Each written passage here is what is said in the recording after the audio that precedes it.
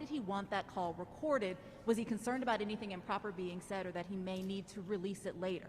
I think given the environment we're in right now and political situation that we're in and the history of the president, knowing that he sometimes doesn't necessarily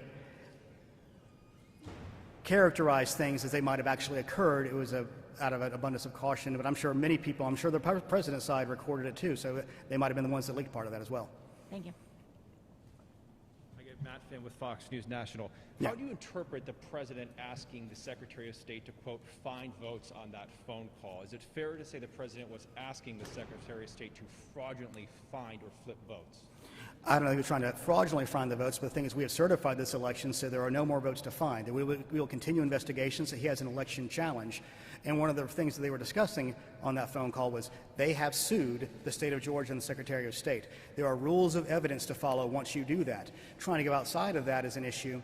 And we've said, I believe we sent our lawyers and sent their lawyers a letter saying, if you want to dismiss your challenge, we're more than happy to share this data with you to show that your data is incorrect and you have in fact lost the state of Georgia.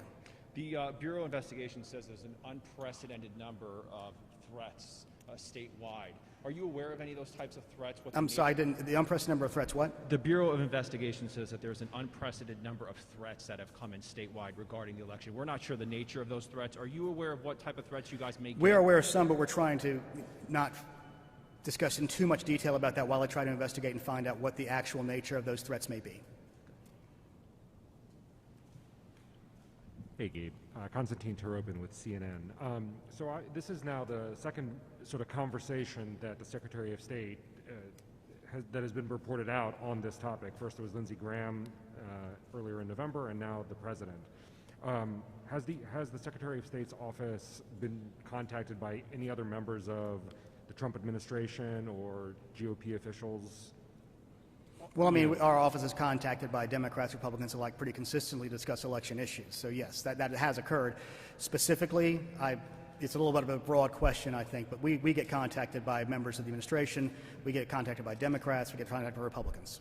Have you been contacted on the topic of some of these conspiracy theories that you've outlined today? No, I mean, no more than my normal of having to explain the ridiculousness of many of this piece of disinformation. So, thank you all very much.